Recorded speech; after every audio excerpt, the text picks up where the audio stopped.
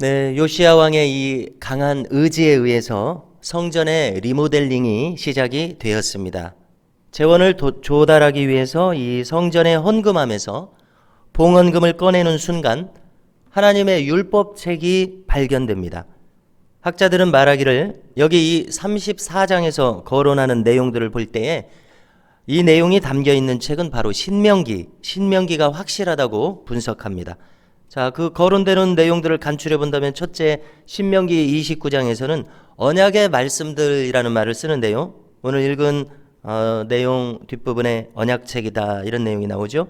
그다음에 이제 둘째로 우상 숭배자들에게 이 책에 기록된 대로 저주가 임할 것이다 이런 내용이 있는데요. 신명기에는 하나님을 불순종하는 자들에게 임하는 저주의 내용이 길게 특별히 신명기 28장에서 기록되고 있는 것을 찾아볼 수 있습니다. 자, 이 율법책이 헌금함에 들어가 있습니다. 그 경위는 우리가 상상해 볼 수밖에 없습니다. 마치 그 중국의 진시황이 무슨 일을 했습니까? 자기를 비판하는 사람들을 못하게 하려고 세상에 있는 모든 책을 농업이나 이렇게 실용적인 책을 빼고는 다 불태워버렸습니다. 그리고 유생들도 다 생매장했습니다. 그것이 분서갱유라고 하는데 이 므낫세나 아몬의 이 악한 왕들, 이 엄혹한 시절에 어떻게 했습니까? 선지자 이사야도 톱으로 켜서 죽일 정도로 이렇게 박해가 심했을 때 하나님의 책들도 박해를 받았지 않았을까? 우리가 생각해 볼 수 있지 않습니까? 그 엄혹한 시절에 이 박해를 피해서 누군가 다급하게 이 헌금함에 율법책을 집어넣었지 않았을까? 이런 생각을 우리가 얼마든지 할 수 있을 것입니다. 자, 율법책이 사라져버린 나라, 하나님의 이 직접적인 계시의 말씀을 들을 수 없는 나라, 이처럼 유다 왕국은 하나님께서 친히 택하신 선민임에도 불구하고 정작 하나님의 말씀은 희귀하여 들을 수 없었던 비극적인 나라로 추락했었습니다. 그런데 이 신앙개혁을 완수한 다음에 요시야 왕이 성전의 리모델링을 시작하는 이 시점에 율법책 곧 토라, 그 중에서도 신명기로 보이는 책이 발견된 것입니다. 자, 신명기는 창세기, 출애굽기, 레위기, 민수기의 내용을 반복하는 책이죠. 다시 한번 반복하는 이유는 이제 광야의 40년이 지나서 신세대들이 일어났기 때문에 모세가 마지막으로 그들에게 온 율법의 책을 설교한 내용이 신명기입니다. 그래서 신명기는 율법책을 다시 한번 요약하는 책이라고 할 수 있습니다. 자, 이렇게 신명기가 발견된 것으로 우리가 생각되는데요. 이 책을 이제 대제사장 hil기야가 발견한 즉시 행정관인 사반에게 전합니다. 그러니까 이제 사반은 다시 요시야 왕에게 보고합니다. 그리고 보고하면서 율법책을 읽어 내려갑니다. 자, 이때 하나님의 역사가 강하게 일어났습니다. 요시야 왕은 이제 경건한 마음으로 하나님의 말씀을 주의 깊게 듣고 있었습니다. 이 율법의 말씀을 듣다가 자기의 옷을 찢습니다. 자, 여러분들, 우리가 성경에서 자기의 옷을 찢는 반응은 무엇입니까? 자기의 심령에서 회개하는 마음이 일어날 때에 하는 반응이지 않습니까? 그래서 우리가 요시야 왕의 인생을 생각해 볼 때 그는 이제 16에서 26에 이르기까지 10년 동안 어떻게 했습니까? 그는 신앙개혁의 역사를 진력했습니다. 집중해서 지금 10년을 달려왔습니다. 그리고 성전의 리모델링을 하는 순간 아닙니까? 그래서 그가 개혁을 했던 모든 순간들, 어찌 이 악한 우상 숭배자들의 저항이 없었겠습니까? 개혁을 하는 이 모든 순간들과 율법책을 낭독하면서 느껴지는 이 하나님의 마음이 겹치면서 파노라마처럼 지나간 10년이 펼쳐졌을 것입니다. 이전의 선조들이 얼마나 하나님 앞에서 패역했는지를 그는 더욱 절감했을 것입니다. 마치 요시야는 그 모든 선조들의 패악한 범죄들이 자기가 저지르기라도 한 것처럼 이렇게 회개의 심령이 사무쳤던 것입니다. 그래서 그는 21절에서 말합니다. 너희들은 이 책의 내용에 대해서 선지자에게 가서 물으라.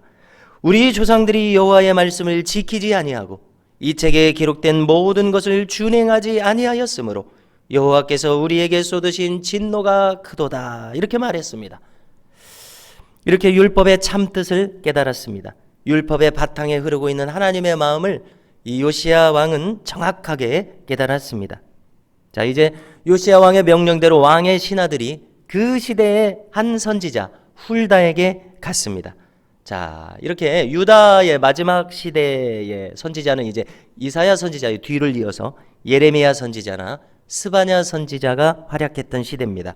자, 그런데 지금 이 자문을 구하러 간 선지자는 그런 유명한 선지자가 아니라 우리가 잘 알지 못하는 여선지자 훌다에게 갔습니다. 그녀의 출신에 대해서 오늘 성경은 아주 상세하게 기록하고 있죠. 22절에 보니까 그녀는 누구인가 하면 하스라라는 사람의 손자 독핫의 아들로서 예복을 관리하는 살룸의 아내입니다. 살룸이라는 사람이 유명한 사람이기 때문에 이렇게 소개할 수가 있는 것이겠죠. 그 조상들도 유명한 사람들이었을 것입니다. 특별히 남편 살룸은 성전의 예복을 관리하는 사람들입니다. 자, 수많은 제사장들과 레위인들이 흰 세마포 옷을 입고 성전에서 복무하려면 이 예복이 대단히 많은 수로 필요했을 것입니다. 그 예복을 관리하는 사람이었습니다. 살룸이라는 인물이 늘 이렇게 하나님 앞에서 가까이 있을 수 있는 그런 기회를 가진 사람이었는데 그의 아내 훌다가 여선지자였습니다. 자, 그녀가 하는 말들을 들어보면 그녀는 참 진실된 선지자인 것을 알 수 있습니다. 24절을 보니까 이 시대를 분별하는 그녀의 해석이 나옵니다. 자, 이 시대는 어떤 시대였습니까? 말합니다. 여호와께서 이같이 말씀하시기를 내가 이곳과 그 주민에게 재앙을 내리되 곧 유다 왕 앞에서 읽은 책에 기록된 모든 저주대로 하리니 라고 말씀합니다. 자, 무슨 뜻입니까? 이 시대가 얼마나 악한 시대인가. 하나님께서 율법책에 말씀하신 그 저주가 임할 수밖에 없는 시대구나 라고 해석하고 왕에게 전하는 것입니다. 성경에 다 기록되어 있지만 이 시대를 살아가는 선지자가 이 시대야말로 하나님의 저주가 임할 시대다 이렇게 분석하는 것입니다. 그대로 전합니다. 자, 우리가 신명기 28장을 보시면은 우리가 기억할 만한 성경의 장이라고 생각합니다. 왜 그러냐면은 여기에는 이제 들어가며 나오며 화복이 임한다고 말씀하는 내용입니다. 성 안에서도 성읍에서도 복을 받고 들에서도 복을 받고 떡반죽 그릇에도 복을 받고 그 다음에 이제 후반부에는 성읍에서도 화를 받고 들에서도 화를 받고 떡반죽 그릇에서도 화를 받고 신명기 28장은 복과 화가 기록되어 있습니다. 어떻게 하면 복이 임하고 어떻게 하면 화가 임한다고 기록합니다. 자, 그런데 특이하게 기억에 남는 것은 신명기 28장의 앞부분 3분의 1은 복에 대한 내용입니다. 그러나 놀랍게도 뒷부분 3분의 2나 되는 내용이 화를 받는다는 내용입니다. 이렇게 하나님 앞에 불순종했을 때 화를 받는다는 내용이 그렇게 많은 것입니다. 그렇게 경고의 말씀이 많은 것입니다.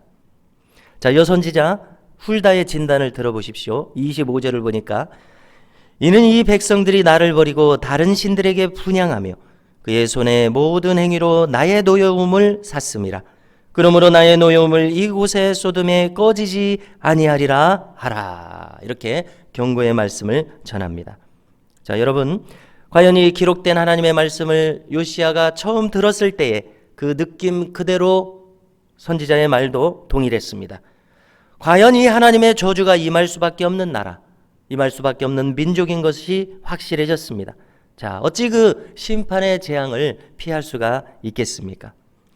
이 여선지자는 이 요시야 왕의 이 개인에 대해서도 예언을 전했습니다. 자, 그의 겸비함을 보시고 요시야의 당대에는 심판이 임하지 않을 것이다. 이런 말씀을 전했습니다.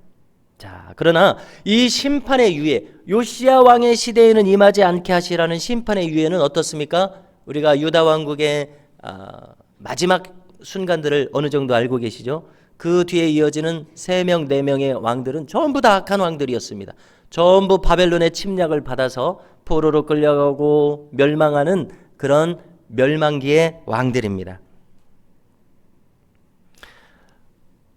요시야 왕이 서거한 지 불과 30년 안에 유다는 멸망합니다. 주전 605년부터 주전 587년까지 3차에 걸쳐서 바벨론의 포로로 끌려가게 됩니다. 자, 이제 요시야 왕은 성 안에 있는 모든 장로들을 소집했습니다. 그리고 성전에 올라갔습니다. 뿐만 아닙니다. 모든 유다 사람들과 제사장들과 레위인들, 남녀노소를 불문하고 성전에 모이도록 했습니다. 대회가 열렸습니다. 성전궤에서 발견한 이 율법책을 낭독해 들렸습니다. 자, 만 백성이 하나님의 말씀 앞에서는 엄숙한 순간이었습니다.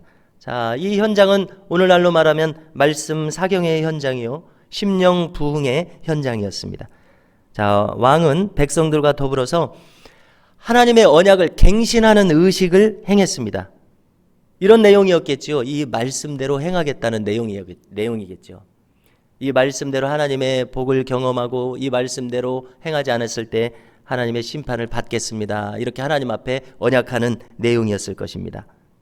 많은 백성들이 여기에 참여했습니다. 이렇게 왕 한 사람이 진실된 신앙을 가졌을 때에 많은 백성이 하나님과 더불어서 언약을 갱신하는 이런 역사가 나타났습니다. 자, 이 요시야 왕의 믿음과 행함은 어떻습니까? 모든 시대의 신자들에게 참다운 귀감이 된다고 생각합니다. 모든 시대의 신자들은 이 요시야 왕처럼 겸비한 마음으로 하나님 앞에 서야 할 것입니다. 주의 말씀을 종이 듣겠나이다. 이처럼 청종하려는 자세로 말씀을 받들어야 할 것입니다. 그러면 요시야 왕처럼 하나님의 자비하심을 얻게 될 것입니다. 자, 만일 하나님의 자비하심이 우리들 위해, 저희들 위해 임한다면 그 이상 더 바랄 인생이 어디 있겠습니까?